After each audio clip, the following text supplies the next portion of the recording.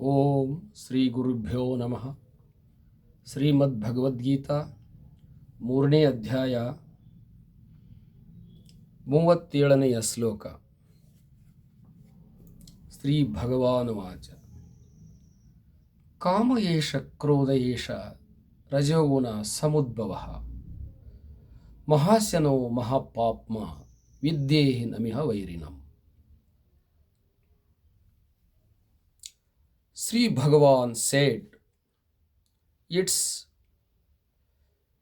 desire begetton of the element of Rajasa, which appears as Vrata. Nay, it's unstable and grossly wicked. Know this to be the enemy in this case." Arjuna ಕೇಳು, ಆಸೆ ಅನ್ನೋದಿದೆಯಲ್ಲ, ಅದು ಬಹಳ ಆಘಾತಕಾರಿಯಾಗಿದೆ. ಕಾಮಯೇಷ ಕ್ರೋಧಯೇಷ ರಜೋಗುಣ ಸಮುದ್ಭವ.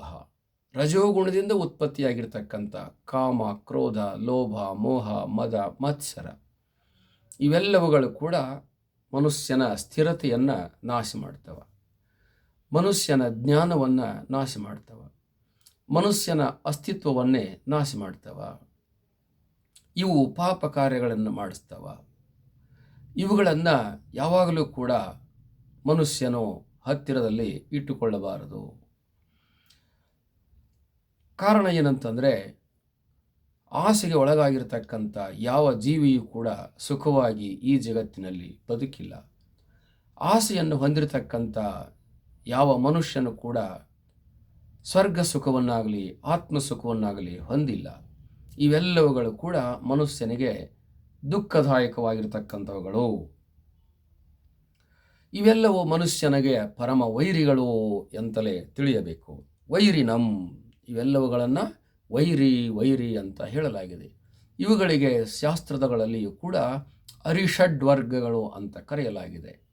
ಕಾಮ, ಕ್ರೋಧ, ಲೋಭ, ಮೋಹ, ಮದ, ಮತ್ಸರ ಇವೆಲ್ಲವೂ ಅರಿಷಡ್ವರ್ಗಗಳು. 6 ಜನ ವೈರಿಗಳು ಅಂತ ಇಲ್ಲಿ ಹೇಳಲಾಗಿದೆ.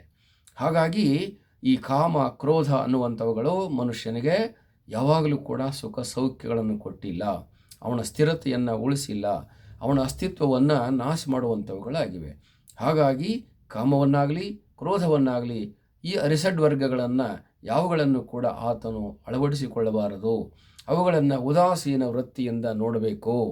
ಅವುಗಳನ್ನು ಯಾವಾಗಲೂ ಕೂಡ ದ್ವೇಷ ಭಾವನೆಯಿಂದಲೋ ಮತ್ತು ಮತ್ಸರ ಭಾವನೆಯಿಂದಲೋ ಅವುಗಳನ್ನೇ ನೋಡಿ ಅವುಗಳನ್ನು ತ್ಯಾಗ ಮಾಡಬೇಕಲ್ಲದಲೇ ಅವುಗಳನ್ನು ಬಳಸಿಕೊಂಡು ಈತನು ಬೆಳೆಯುವುದಕ್ಕೆ ಪ್ರಯತ್ನ ಮಾಡಬಾರದು. ಕಾಮವನ್ನು ಬಳಸಿಕೊಂಡ ಮನುಷ್ಯನು ಕೂಡ ದುಃಖಿಯಾಗ್ತಾನ, ಕ್ರೋಧವನ್ನು ಬಳಸಿಕೊಂಡವನು ದುಃಖಿಯಾಗ್ತಾನ, ಮದಮತ್ಸರಗಳನ್ನು ಬಳಸಿಕೊಂಡವನು ದುಃಖಿಯಾಗ್ತಾನ. ಹೇಗೆ ತನ್ನ ಜೇನುತುಪ್ಪವನ್ನು ಸಂಗ್ರಹ ಮಾಡಿ ತಾನು ತಿನ್ನದಲೇ ಇನ್ನೊಬ್ಬರಿಗೆ ಹಾಕಿಕೊಟ್ಟು ಹೋಗಿಬಿಡುತ್ತದೆ. ಇರುವೆಗಳು ಸಂಗ್ರಹ ಮಾಡಿರ್ತಕ್ಕಂಥ ಧಾನ್ಯಗಳು ಕೂಡ ಇನ್ನೊಬ್ಬರ ಪಾಲಾಗಿ ಹೋಗ್ತವೆ. ಹಾಗೆ ಮನುಷ್ಯನು ಈ ರೀತಿಯಾಗಿ ಕಾಮಕ್ರೋಧಗಳನ್ನು ಅಳವಡಿಸಿಕೊಂಡು ಬೆಳೆಸಿಕೊಂಡಿರ್ತಕ್ಕಂಥ ಉಳಿಸಿಕೊಂಡಿರ್ತಕ್ಕಂಥ ಎಲ್ಲ ಸಂಪತ್ತುಗಳು ಕೂಡ ನಾಶವಾಗ್ತಾವ. ಅವನು ಚಿಂತಾಕ್ರಾಂತನಾಗಿ ಅವನು ಕೂಡ ನಾಶವಾಗ್ತಾನೆ ಅನ್ನುವಂಥ ಅಭಿಪ್ರಾಯವನ್ನು ಇಲ್ಲಿ ಹೇಳಲಾಗಿದೆ.